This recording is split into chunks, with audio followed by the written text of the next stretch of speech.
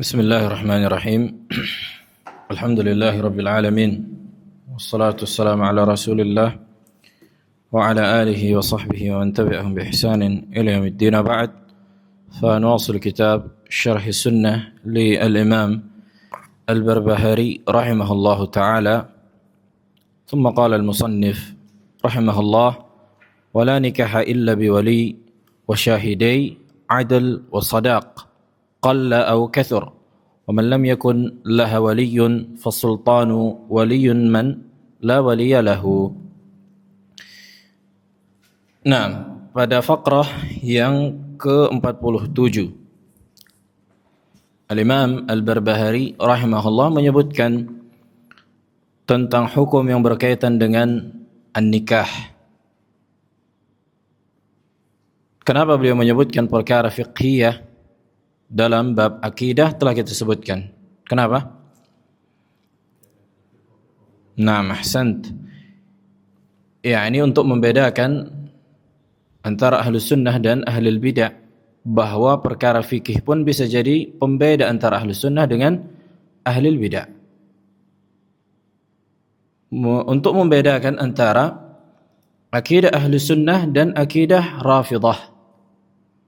Karena orang-orang Syiah Rafidah melakukan nikah mut'ah. Dan Al-Imam Al-Barbahari rahimahullah tinggal di Baghdad. Dan Baghdad dikenal dengan tersebarnya Syiah Rafidah. Wadah. Begitu juga untuk membantah pemahaman sebagian mazhab yang keliru dalam perkara ini, di antara mazhab Abi Hanifah rahimahullah. Karena di antara konsep Abu Hanifah atau mazhab Hanafiyah membolehkan pernikahan tanpa wali. Membolehkan pernikahan tanpa wali. Dan mereka menolak hadis yang akan kita sebutkan nanti karena dakwaan hadis itu adalah hadis ahad. Dan hadis ahad di sisi mazhab Hanafiyah apabila berbenturan dengan qiyas, fal qiyas muqaddamu ala haditsil ahad, maka qiyas lebih dikedepankan dibandingkan hadis ahad. Wadah? Baik, beliau menyebutkan Al-Imam Al-Barbahari, wala nikaha, tidak ada nikah. Dan nafi di sini adalah nafi al-hukum, ay la yasih an-nikah. Sesungguhnya nikah tidak sah kecuali dengan apa? Dengan wali. Dan dua orang saksi yang adil. Serta sadaq. Apa yang dimaksud dengan sadaq? La, sadaq. Mahar. Naam. Baik mahar itu sedikit atau banyak. Qalla au kathur.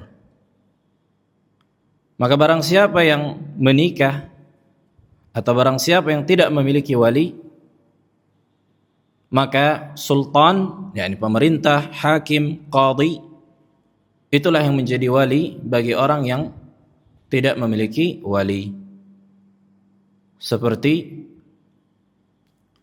orang yang sebatang kara, yakni anak dapatan dibuang oleh orang tuanya, atau anak dari hasil zina, wadah, atau yang semisal dengan itu, yang tidak memiliki apa?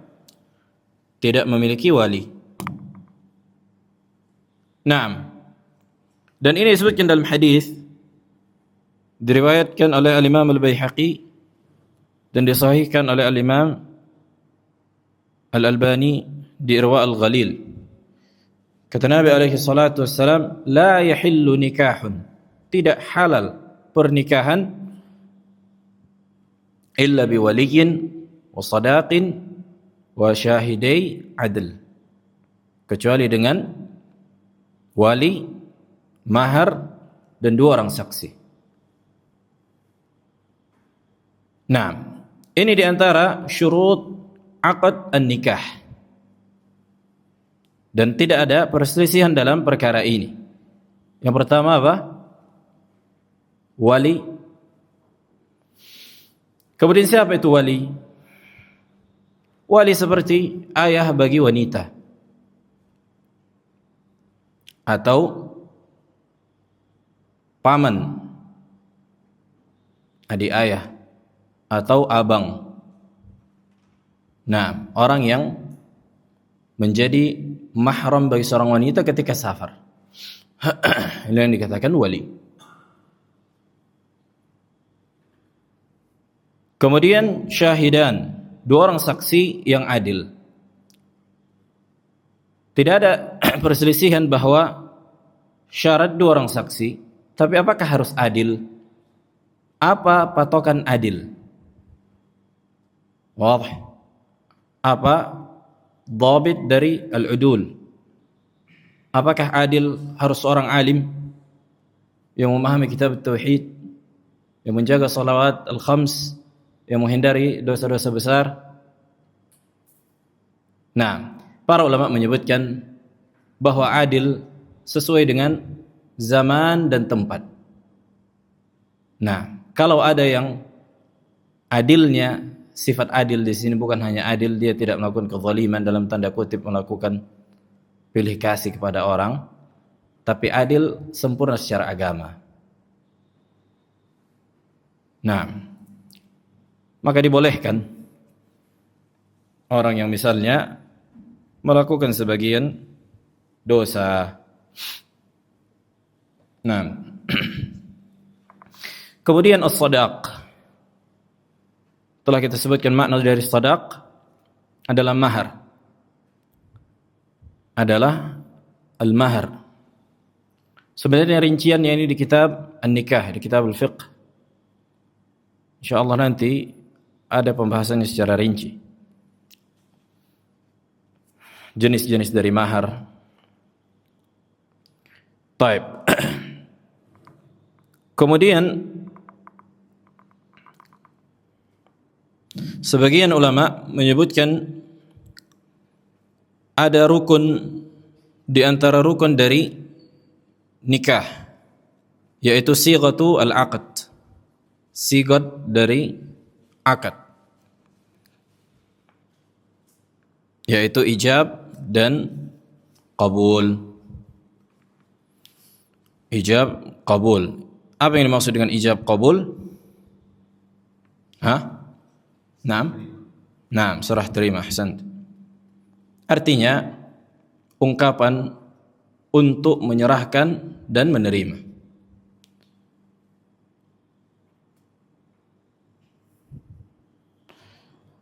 Adapun ijab itu muncul dari al-aqid al-awwal, dikatakan al-aqid yang menikahkan, yakni al-wali. Kemudian al-qabul adalah orang yang menikah, yakni dari pihak laki-laki. Karena seorang wanita tidak sah menikahkan dirinya, maka harus dengan wali. Walinya yang menikahkan. Jelas? Dan apakah disyaratkan sighah? Apakah ada tauqifi yang apabila tidak terpenuhi dari syarat atau sighah itu, maka seolah-olah tidak sah sebagaimana yang difahami sebagian orang awam, seperti berapa nafas, harakat, kan itu. Aku terima nikahnya ini itu sah. Maka ini minal muhdatsat, minal munkarat, minal bid'ah. Takalluf wa tanattu' fid din. Di antara bentuk takalluf dan berlebihan dalam agama. Maka kembali kepada urf. Kembali kepada urf yang menunjukkan bahwa sahnya sebuah akad. Karena sama seperti jual beli, tidak ada sigat khusus, aku jual air minum ini kepadamu, terus yang membeli aku terima airnya. Wadah, maka ini tidak diharuskan. Nah, adapun al-mahar atau sadaq, maka ini diantara rukun dari akad nikah di sisi jumhur ahlul ilm. Sebagaimana Allah sebutkan dalam Al-Quran, wa atun nisaa sadaqatihinna, dan berikanlah para wanita mahar-mahar mereka. Adapun sunnah, yaqulu Nabi alaihi salatu wassalam, iltamis walau khatiman min hadid. Berikanlah mahar walaupun satu cincin dari besi. Yani tidak diharuskan mahar yang mahal. Wadah, menunjukkan bahwa nikah itu adalah perkara yang mudah, bukan sesuatu kesulitan apabila orang-orang mengamalkan syariat. Yang susah sebenarnya mengikuti budaya yang sudah bertentangan dengan syariat. Harus pakai ini, harus pakai berapa mayam. Bahkan sebagian orang rela mengutang pada perkara-perkara yang tidak wajib. Bahkan sebagian orang berbangga dengan mahalnya dan banyaknya mahar. Dipampangkan, disebutkan. Ini diantara bentuk tafakhur, diantara bentuk keharaman. Maka tidak ada keberkahan nikah yang kayak gitu konsepnya. Nah,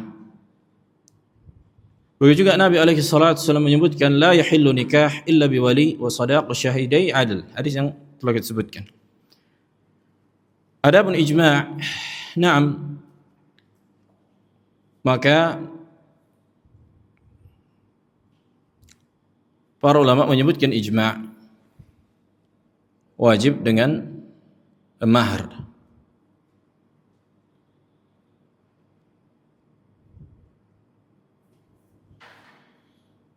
Nah,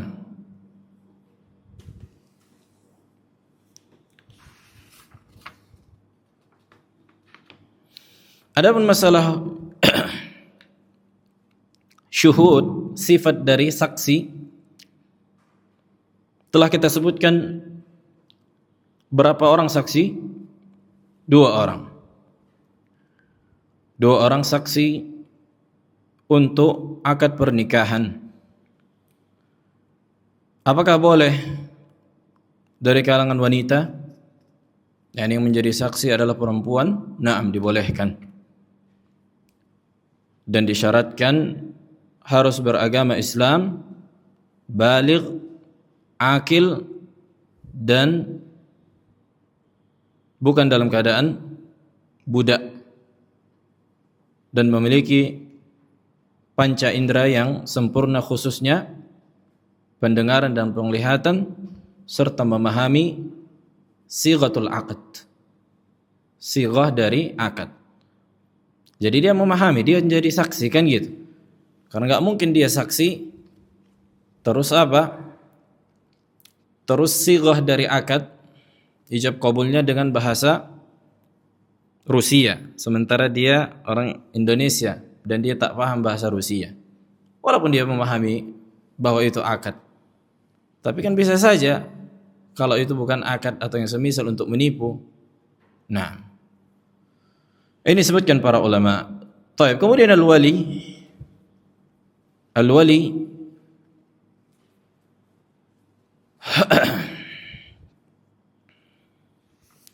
maka Nabi alaihi salatu wassalam menyebutkan dari riwayat Aisyah radhiyallahu taala anha, ayyuma imra'ah nakahat bighairi idzni waliyha fanikahuha batil. Nabi mengulanginya 3 kali. Wanita mana saja yang menikahkan dirinya tanpa izin dari walinya, maka pernikahannya adalah pernikahan yang batil.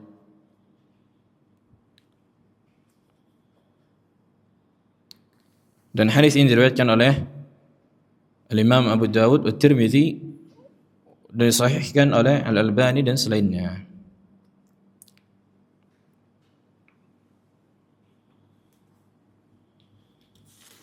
Nah,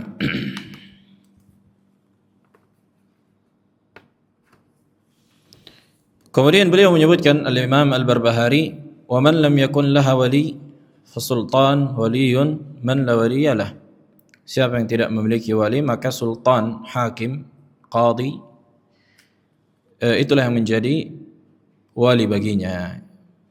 Yaqulu Syekhul Islam Ibnu Taimiyah rahimahullah, "Wa idza radiyat rajulan wa kana kafa'an laha wajaba 'ala waliyha kal ab thumma al akh thumma al 'am an yuzawwijaha bihi."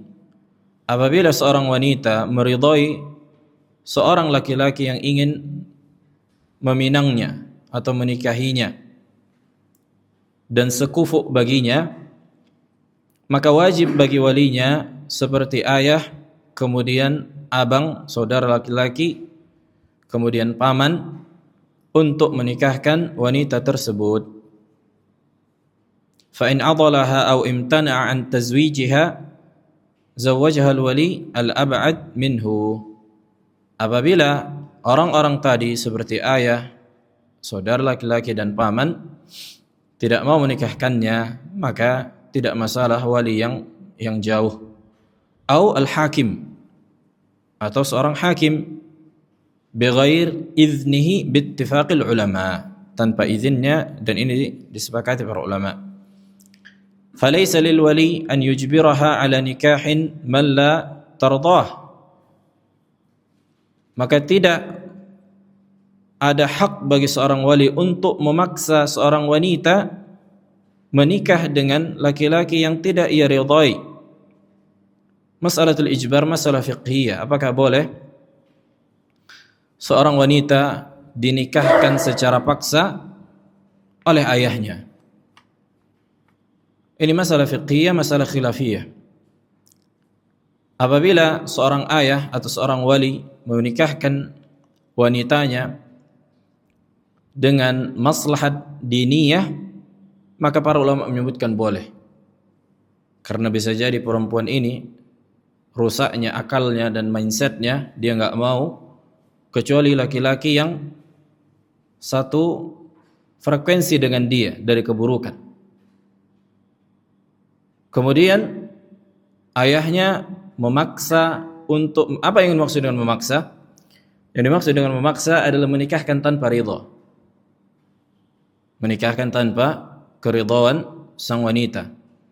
Maka boleh bagi sang wali menikahkan anak wanita ini tanpa keridhaannya apabila dibangun di atas maslahat diniyah.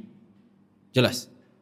Karena bisa jadi kan ada perempuan karena udah rusak mindsetnya, aku nggak mau kecuali laki-laki yang awam, yang merokok, yang nggak sholat, yang bebas,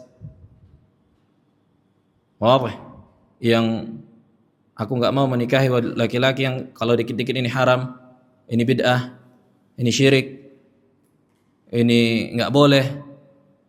Untuk apa? Ini bukan maslahat bagi agama wanita ini. Jelas, maka nggak masalah bagi seorang wali memaksa tanpa keridhaannya, na'am. Karena ini di atas maslahat agama. Jelas, itulah gunanya wali. Itulah gunanya seorang wali, yakni memberikan maslahat bagi seorang wanita ini. Karena perempuan akalnya naqis, akalnya lemah, agamanya kurang. Sebagian wanita tidak mengetahui maslahat bagi agamanya. Taib. Wala ya'duluha an nikahin man tardahu idza kana kafan biittifaqil a'immah. Maka janganlah seorang wali apabila seorang anak wanita telah meridai laki-laki yang ia sukai untuk tidak menikahkannya apabila sekufu, dan ini disepakati para ulama. Kemudian para ulama berselisih tentang patokan sekufu. Al-kafa'ah, apa patokannya? Ini diperselisihkan para ulama. Sebagian ulama mengatakan al-kafa'ah adalah al-kafa'ah ad-diniyah. Maksudnya apa? Sekufu dari sisi agama. Sekufu dari sisi agama.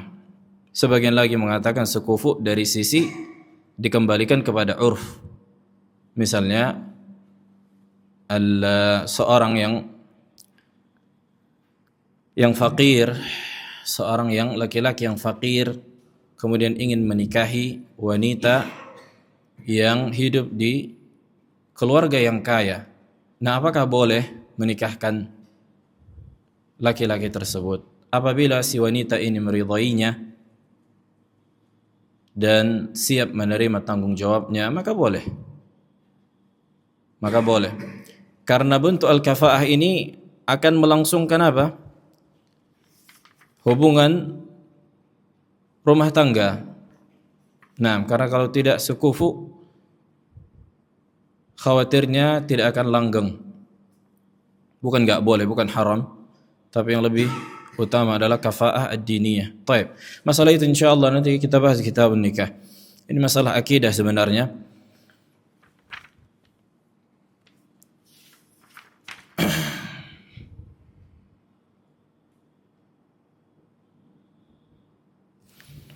Kemudian kita lanjut al-faqrah yang ke-48.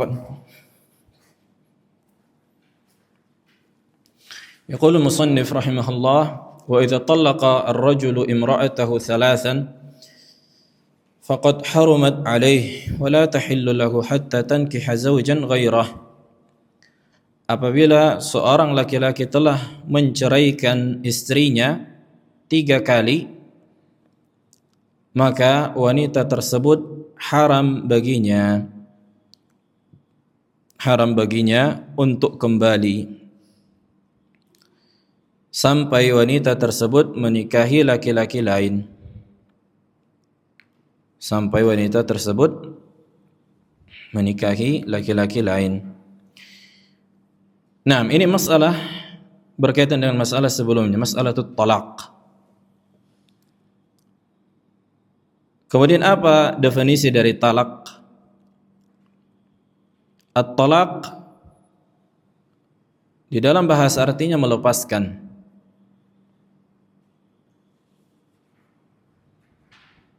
Dikatakan yuqalu talqul masjun, dilepaskannya orang yang dikurung. Adapun secara istilah syar'i, izalatu aqdin nikah bilafdhin makhsus atau bikulli lafdhin yadullu alaih. Melepaskan ikatan atau akad dari pernikahan, melepaskan akad pernikahan dengan lafaz yang khusus atau dengan lafaz apa saja yang menunjukkan dilepaskannya akad. Huma yakunu fi hukmihi.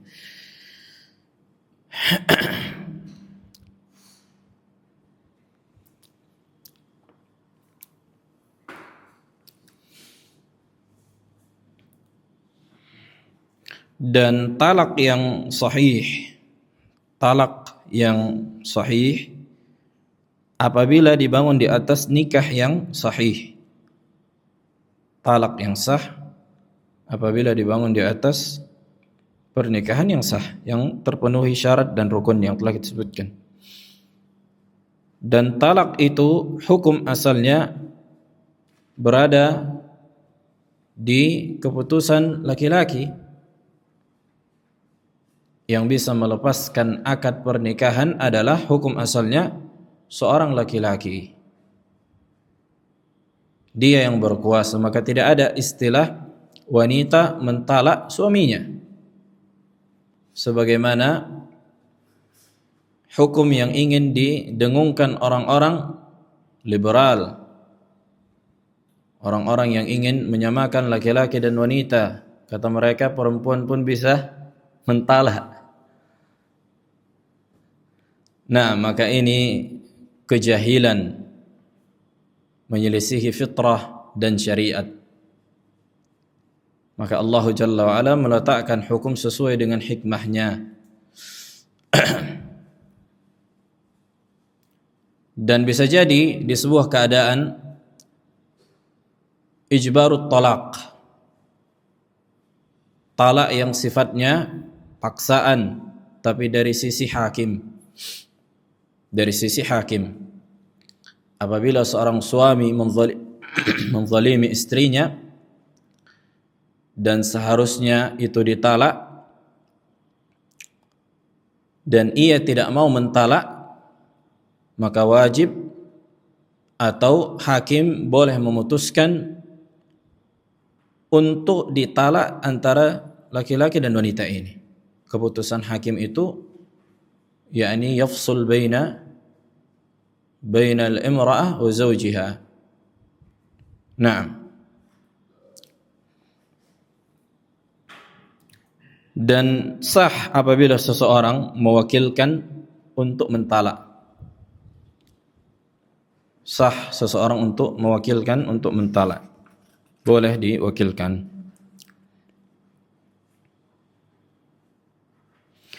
Baik, sekarang faedah jenis dari talak.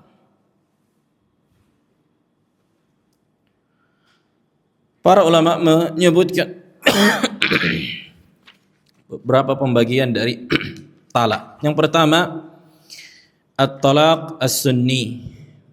Talak yang sesuai dengan sunnah.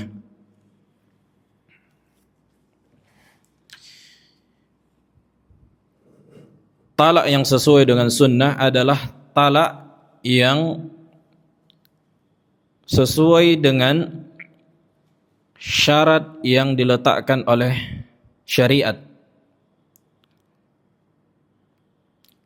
Yang pertama, an yaqa' bi talqatin wahidah.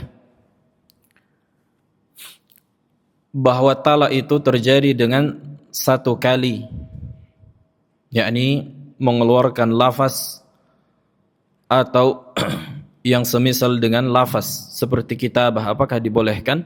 Naam, dibolehkan. Seperti meng-SMS.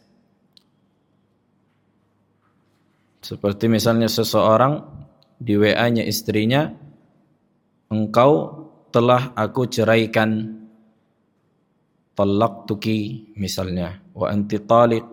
Ini dibolehkan dengan SMS atau dengan surat atau dengan wakil. Misalnya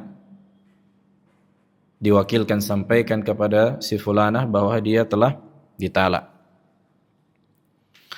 Kemudian mentalak istri disyaratkan, maksudnya yang talak sunni ini disyaratkan dalam keadaan dia tahir, yakni bukan haid.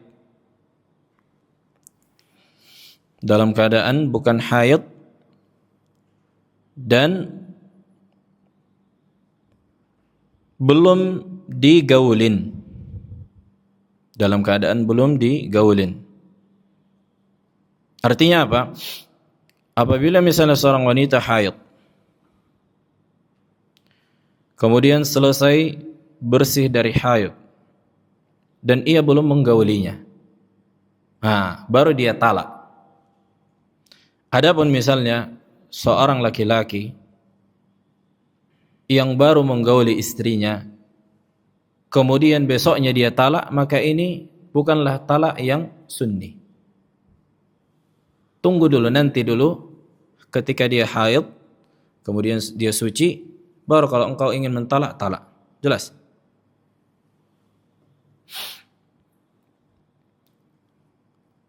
Subhanallah, di antara hikmahnya para ulama menyebutkan supaya seseorang tidak tergesa-gesa. Iya kan? Enggak langsung apa? Enggak langsung meluapkan emosi misalnya. Jadi dibiarkan dulu wanita ini haid, misalnya sudah digaulinnya, kemudian biarkan dulu dia haid dan biarkan dulu dia sampai suci. Sampai selesai dari haid itu. Kalau masih memang bertekad untuk mentalak, nah di sini waktunya untuk mentalak. Adapun misalnya kemarin digaulin, besok langsung talak, nah ini bid'i, akan datang pembahasan. Tidak sesuai dengan sunnah. Dan hukum talak bukanlah muharram. Hukum talak itu berjalan ahkam taklifiyah. Talak itu bisa menjadi wajib, bisa menjadi mustahab, bisa menjadi mubah, bisa menjadi muharram, bisa menjadi makruh. Sesuai dengan sebab dan kondisi antara dua belah pihak. Jelas? Jadi tidak selamanya talak itu adalah muharram, tercela, aib, la. Ini mindset dan pandangan orang awam. Kapan menjadi wajib? Kapan menjadi wajib seorang laki-laki mentalak istrinya? Hah? Aba Akil?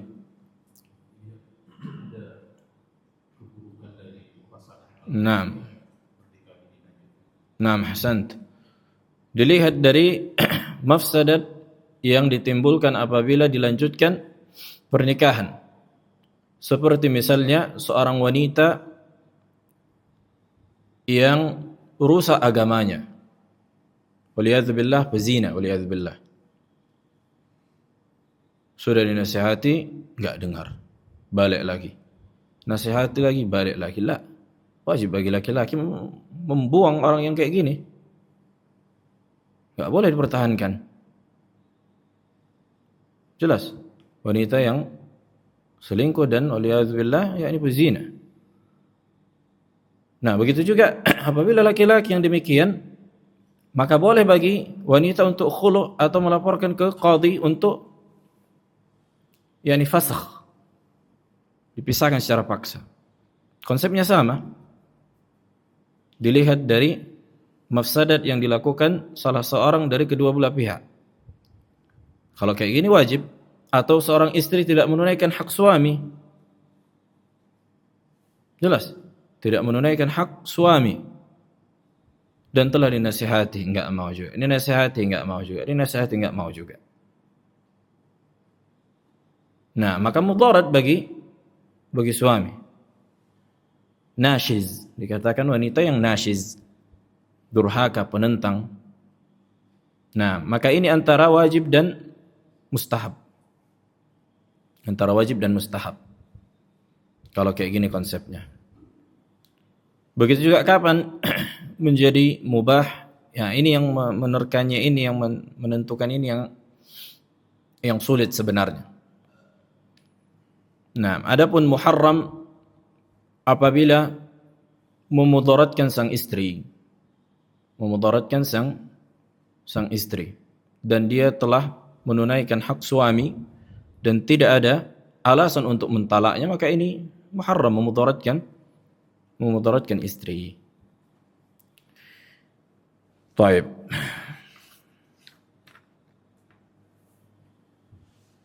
InsyaAllah akan datang rincian di kitab An-Nikah. Kemudian talak yang bid'i, afwan, tadi kita sebutkan di antara syarat talak sunni dalam keadaan atau menceraikan ketika wanita dalam keadaan tahur dan belum digauli, dan dia mentalaknya satu kali, yakni dengan satu lafaz, bukan dengan mengulang-ulangnya. Aku ceraikan kamu, aku ceraikan kamu, aku ceraikan kamu. Udah sekali aku ceraikan kamu, udah. Jangan lagi ulang-ulang, jangan lagi jumpa dia bilang lagi itu. Orang-orang yang gampang lisannya mengucapkan talak kan gitu. Ini menunjukkan lemahnya agama dan lemahnya akal bagi laki-laki. Nah,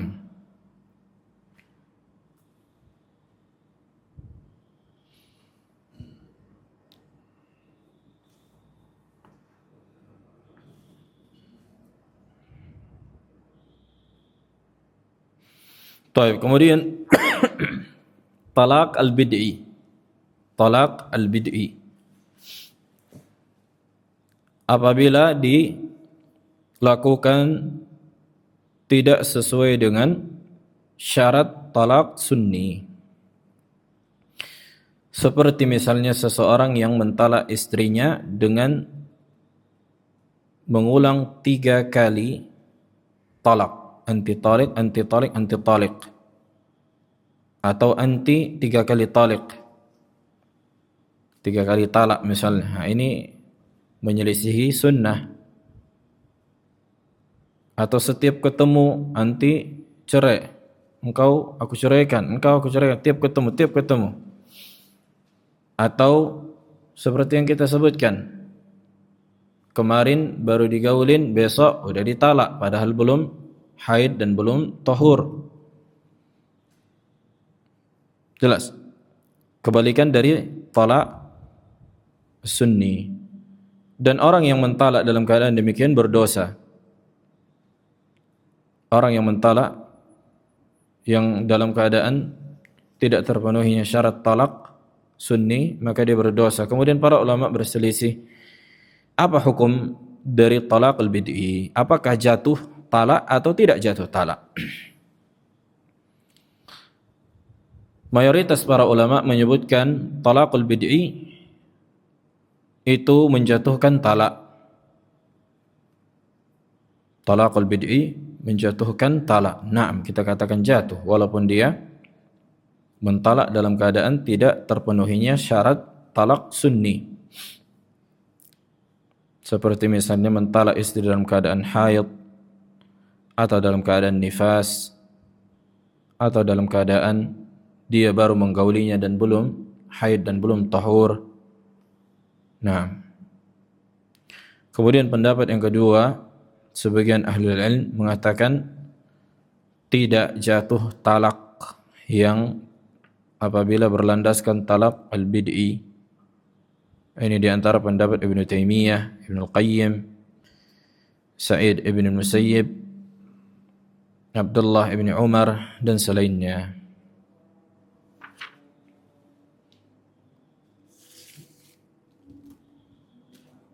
Taib adzan. Fadhal.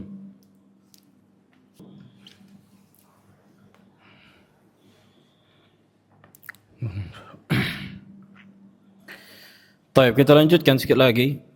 Qala al-musannif rahimahullah di faqrah yang ke-49. Wala yahillu damu mri'in muslimin yashhadu an la ilaha illallah wa yashhadu anna Muhammadan Rasulullah abduhu wa rasuluh illa bi ihda thalas. Beliau menyebutkan tidak halal darah seorang muslim yang bersaksi bahwa tidak ada ilah kecuali Allah dan bersaksi bahwa Muhammad adalah Rasul Allah dan hamba Allah, kecuali dengan 3 perkara. Yakni boleh darahnya ditumpahkan, artinya boleh dibunuh dengan 3 perkara. Yang pertama beliau menyebutkan zanin ba'da ihsan, orang yang berzina dalam keadaan muhsan. Apa yang dimaksud dengan muhsan? Seorang yang telah melakukan pernikahan yang sahih, yang pernah melakukan pernikahan. Maka apabila berzina waliyadzubillah, kemudian ia mengaku, kemudian mengangkat perkara ini kepada hakim dan ditegakkanlah had, atau ada 4 orang saksi yang adil yang terpenuhi syarat-syarat ditegakkannya hukum had bagi seorang yang telah menikah dan berzina, iyadzan billah. Au murtad ba'da iman, atau seorang yang keluar dari Islam,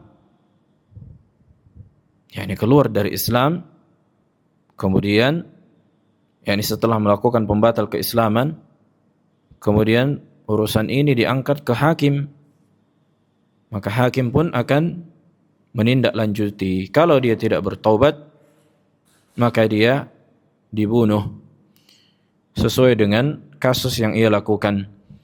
Au qatala nafsan mu'minatan bighairi haqq fayuqtalu bihi, atau seorang yang membunuh orang lain, yakni seorang muslim, seorang yang membunuh seorang muslim tanpa hak, yakni qisas. Kemudian beliau menyebutkan wa ma siwa dzalik, maka apabila selain dari 3 kasus ini, fadamul muslim 'alal muslim haramun abada hatta taqum as-sa'ah, maka darah seorang muslim itu dijaga dan diharamkan untuk ditumpahkan sampai hari kiamat. Dan hadis ini diriwayatkan dari Abdullah bin Mas'ud radhiyallahu taala anhu. Nabi kita alaihi salatu wasallam menyebutkan, la yahillu damu mri'in muslimin yashhadu an la ilaha illallah wa anni rasulullah illa bi ihda thalath al-thayyib az-zani. Apa yang dimaksud dengan thayyib? Orang yang telah melakukan pernikahan yang sah, kemudian dia berzina. Wan nafs bin nafs, jiwa dengan jiwa, artinya qisas, pembunuhan. Wat tarik li dinihi, orang yang meninggalkan agama.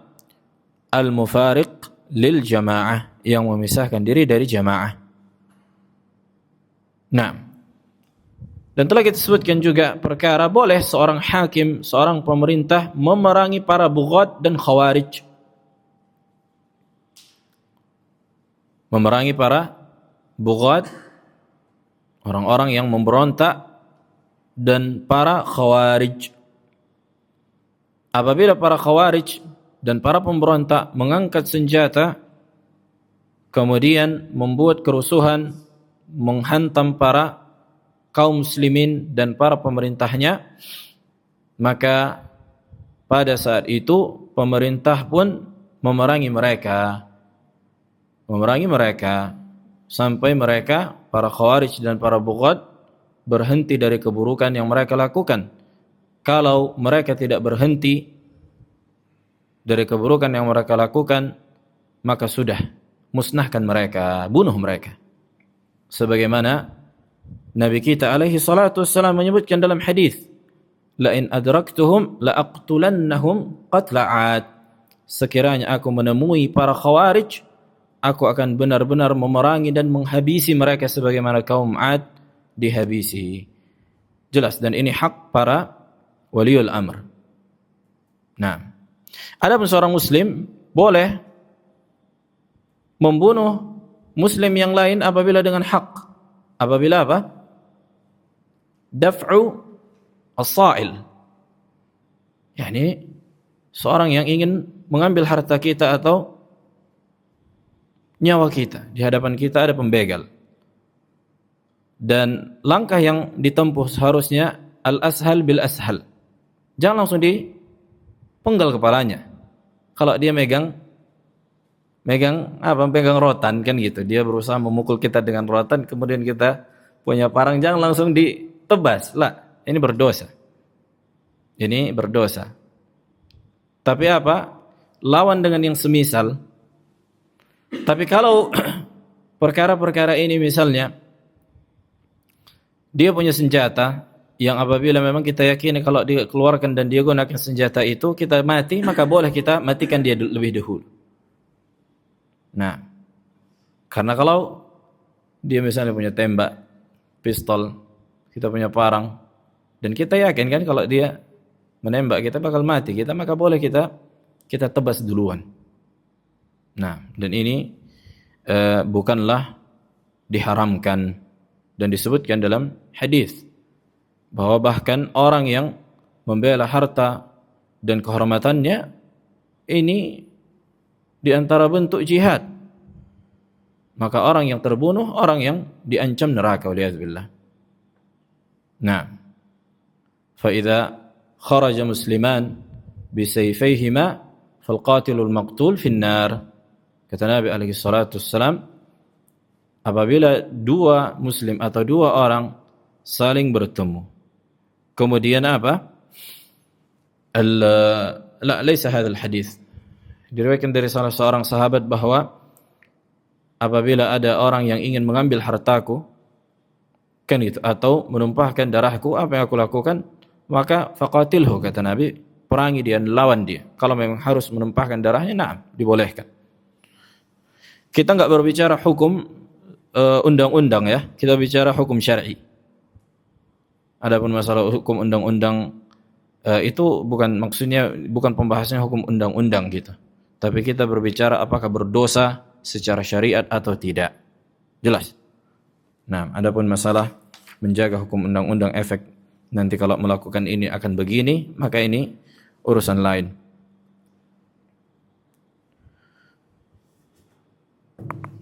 Karena masalah dosa atau tidak berdosa ini kembali kepada syariat, kan gitu. Nah,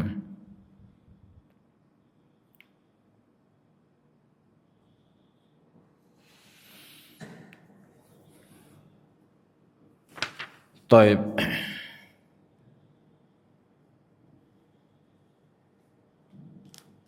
Kemudian kita tambahkan sedikit lagi.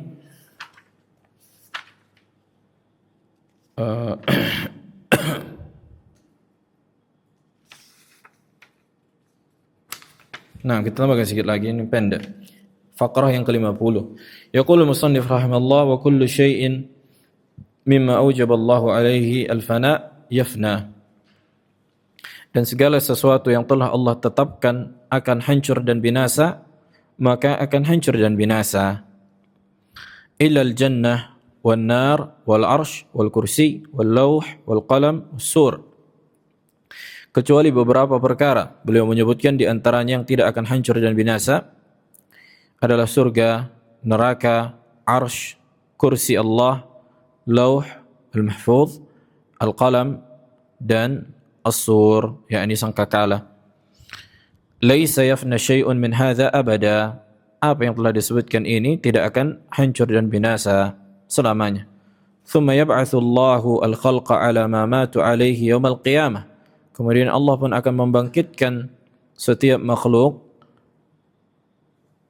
dalam keadaan ia wafat. Artinya seorang yang meninggal akan dibangkitkan dalam keadaan demikian. Nah, pada hari kiamat, fayuhasibuhum bima syaa. Maka Allah pun akan menghisab mereka. Fariqun fil jannah wa fariqun fis sa'ir. Ada kelompok yang akan masuk surga dan ada kelompok yang akan masuk neraka, i'adzan billah. Wa yaqulu li sa'iril khalq mimman lam yukhlaq lil baqa kunu turaba. Dan Allah pun akan berkata kepada semua makhluk yang tidak akan diciptakan untuk hidup selamanya, jadilah kalian sebagai tanah, yakni seperti para binatang yang ghair mukallaf. Ada perkara-perkara yang belum disebutkan oleh beliau Al-Imam Al-Barbahari rahimahullah, yarhamukallah. Di antaranya arwah. Arwah tidak akan fana, tidak akan hancur dan binasa. Arwah. Begitu juga manusia yang dikembalikan ruhnya ke jasadnya setelah masuk ke dalam surga dan setelah masuk ke dalam neraka. Jelas, ini tidak akan hancur dan binasa, kekal abadi selamanya. Naam. Yaqulu subhanahu wa ta'ala, kullu man 'alaiha fan. Segala sesuatu yang di muka bumi akan fana, yakni binasa, hancur. Wa yabqa wajhu rabbik dzul jalali wal ikram. Dan akan tinggallah wajah Rabbmu yang memiliki kemuliaan dan keagungan. Naam.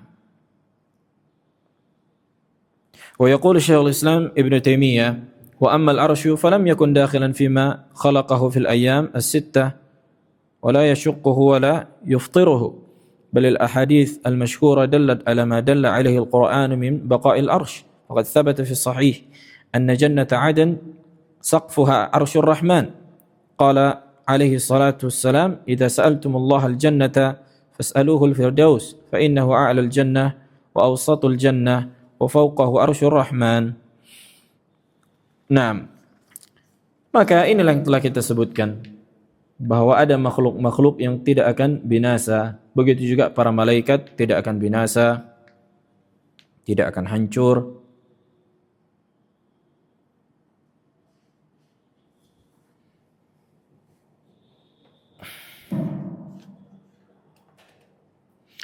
Nah,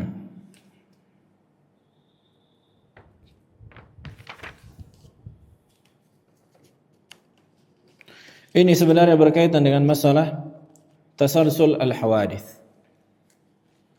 Ada yang ingat masalah tasalsul al-hawadits? Abu Darda. Ingat Abu Darda masalah tasalsul al-hawadits yang menjadi perbedaan antara ahli sunnah wa al-jahmiyah wa al-mu'tazilah wal asy'ariyah al-maturidiyah. Yani tasalsul sudah kita sebutkan urutan rantai, urutan perkara yang apabila ditarik dari belakang ke depan. Jelas.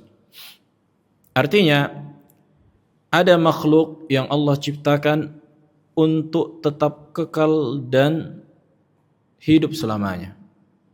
Seperti arwah. Arwah ini ruh makhluk seperti manusia atau jin. Pada hari kiamat kita kan akan mati. Sekarang ruh kita masih menempel pada jasad. Kemudian kita meninggal. Kemudian ketika meninggal, ruh itu masih ada kaitannya dengan jasad. Kadang dikembalikan, kadang keluar. Ada yang diberi kenikmatan, ada yang diberi azab. Itu masalah azabul qabr. Jelas. Kemudian nanti pada hari kiamat bakal dikembalikan lagi sebagaimana ruh yang menempel pada jasad ketika di dunia. Itulah kehidupan yang baru gitu. Jelas. Nah, ketika hari kiamat jasad dan ruh telah bersatu kembali, udah itu akan kekal lagi. Akan kekal selamanya, imma fil jannah atau imma fis sa'ir. Masuk surga, kekal selamanya, tidak akan pernah keluar. Begitu juga orang yang kafir apabila masuk neraka. Adapun orang yang muslim, maka dia akan tinggal pada waktu sesuai dengan kadar dosanya. Akan Allah keluarkan nanti pada hari kiamat. Itulah iman bisyafa'ah. Yang dimaksud dengan syafa'ah di sini yang diingkari Mu'tazilah dan Khawarij adalah ikhraj usah al-mu'minin minan nar, dikeluarkannya para pelaku maksiat dari kalangan orang-orang beriman dari neraka. Jelas. Nah, kemudian udah kekal sampai waktu yang tidak ada lagi endingnya. Nah, ini yang nggak bisa difahami orang-orang Jahmiyah. Kok bisa ada waktu tidak ada endingnya? Dan pendapat para ulama telah kita sebutkan, annal jannata wan nar mawjudatani makhluqatani al-an la tafnayani wa la tabidan. Ini telah kita jelaskan. Dan tuduhan kepada Syekhul Islam Ibn Taimiyah dan Ibn Qayyim bahwa mereka mengatakan neraka akan hancur dan binasa, ini tuduhan yang batil.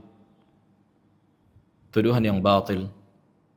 Nah, dan tuduhan juga kepada Ibn Taimiyah bahwa beliau mengatakan tasalsul hadis. Maka ini tuduhan yang batil. Beliau menyebutkan jinsul tasalsul, jinsul hawadits la awwala laha. Nah, perkara-perkara itu terus ada apabila ditarik ke waktu yang ke belakang. Nah, baik, tafadhal, ada pertanyaan? Tafadhal, Abu Akil.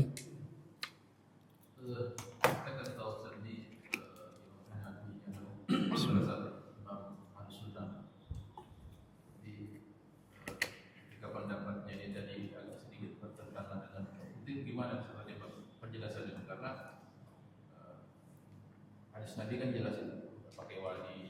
Nah, Hasan. Mereka Bagaimana penjelasan sehingga menyikapi hadis. Apakah dengan begitu juga mereka menyatakan bahwa ya sudah kalau mau menikah boleh tanpa wali, itu bagaimana penjelasannya? Nah, mereka tidak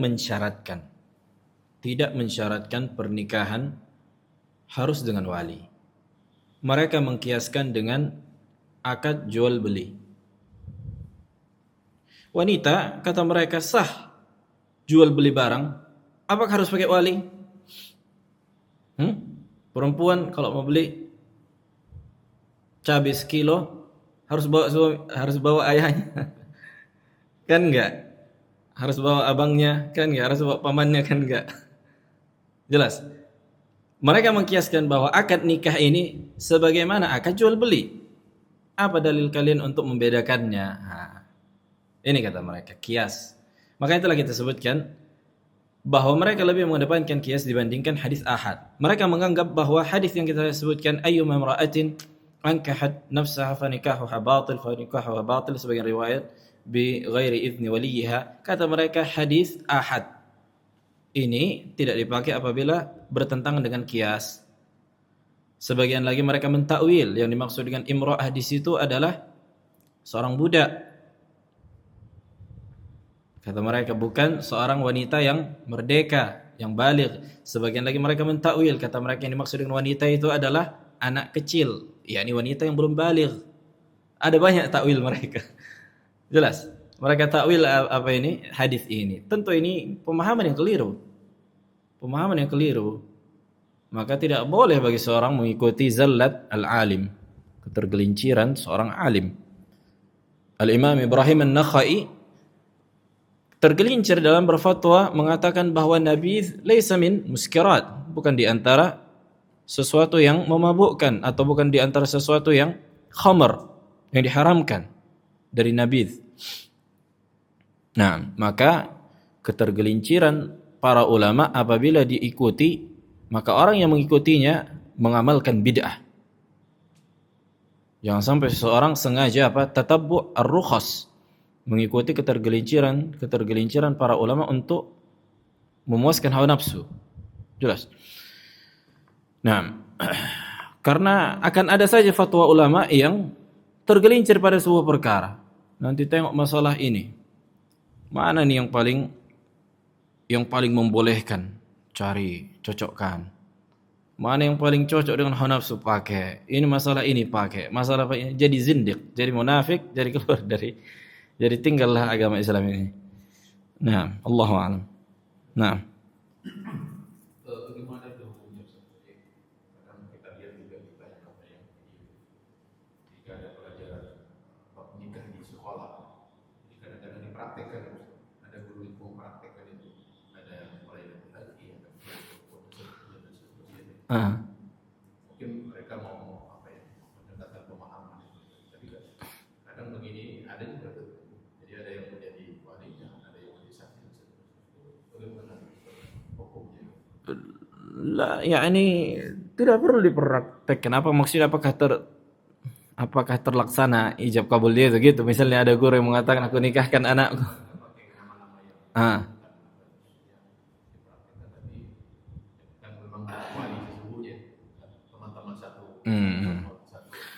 Wallahu alam. Yani ana enggak mengetahui ada ulama yang demikian konsep mengajarkan. Maksudnya mempraktekkan, harus dipraktekkan kayak gitu. Allahu alam. Yani cukup dengan teori. Cukup dengan teori. Atau cukup dengan seperti ini, orang udah jelas kan gitu. Ada laki-laki, ada wali perempuan, maka lakukan akad dengan mengatakan begini-begini, dia mengatakan aku terima nikahnya, sudah. Nah, itu udah cukup sebenarnya, tidak harus ada praktek, harus ini, takalluf. Nah, takalluf. Allahu a'lam. Ilahuna alhamdulillah. Subhanallah.